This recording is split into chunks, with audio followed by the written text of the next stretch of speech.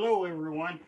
I thought I'd take a minute and show you a few things that I'm doing with the Arvo Ojala gun belt.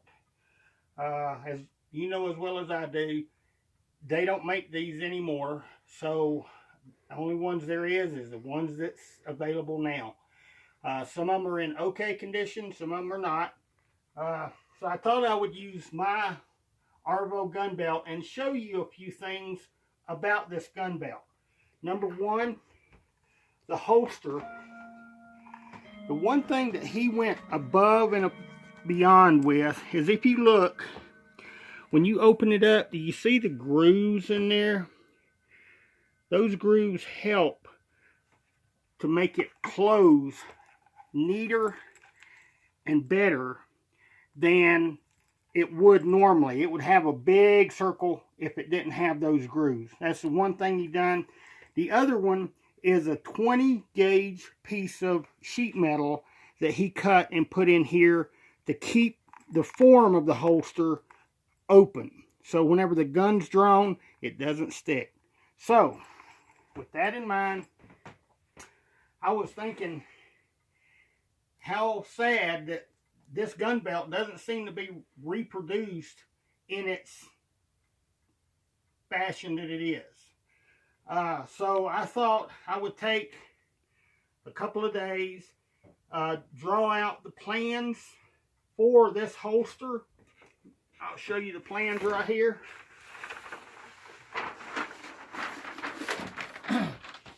And I've done the plans in 3 different belts. One is the double holster. The other one is the standard right side, the right hand holster. And this one down here is the hip buckle holster. It's the same as the right side, only the buckle buckles over toward your hip. These plans also have the pattern for the holster. Now this is the pattern for the Model 1, which hangs straight down. It hangs straight down from the belt. And if you look over here, you can also see the billet. I got some other information on it. So this is a 1-to-1 scale set of drawings. So in order to be sure that it fits you, the one thing that I've done was I took poster board like from Walmart or Dollar Tree and drew the belt onto the poster board. Of course, let me show you, like all gun belts that you buy, most of them doesn't fit. It doesn't fit. That's the big case. People back in the day, you know, this is a belt from the 1960s. Back then, I think they had smaller waist. Today, plus size. But what I've done is adjusted my template for my size, okay? And if you look at the gun holster, it looks like it's hanging forward just a little bit. You can see that's the model, the M25, what they call the forward cantle.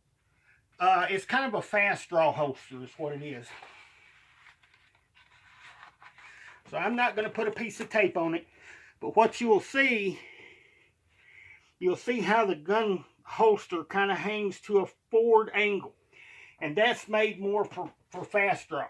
So whenever you're fast drawing, you already have the advantage with the guns already facing forward. So on this pattern here, instead of using the straight down holster on this pattern, I've done the forward cantle on it, and you can see, I think it's kind of a cool look. But when you're measuring, they say to measure 1 inch or 2 below where your belt goes, okay? Yeah, I'm kind of straight all the way up and down, so it really doesn't matter where I measure at. So this is for a 45 inch. But when you're measuring,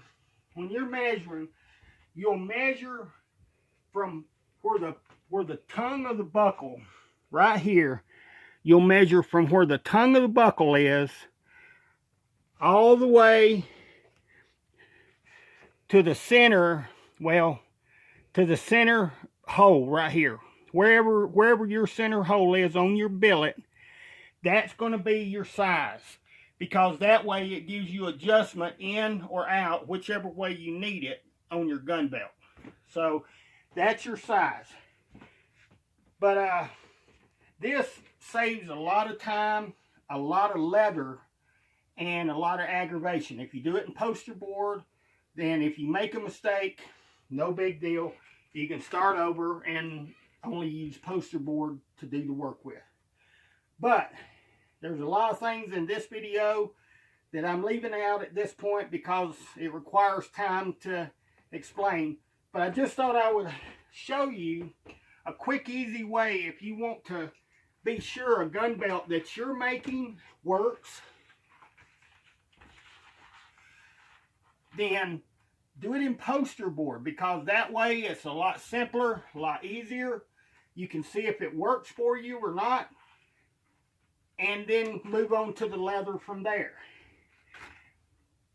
If you're interested, and all of this stuff for me is Arvo reproduction. All this is to Arvo specs, standards. When I do the belts, they'll be to the same thickness as the Arvo belts. Because I think it's sad that there's not anyone carrying forward the Arvo belts. I think they're beautiful, I think they're well made, and I think they need to continue being made. So, with that said, if you're interested in seeing more detail, more information on this process and these Arvo belts, give me a comment, give me a like, subscribe. We'll see you next time.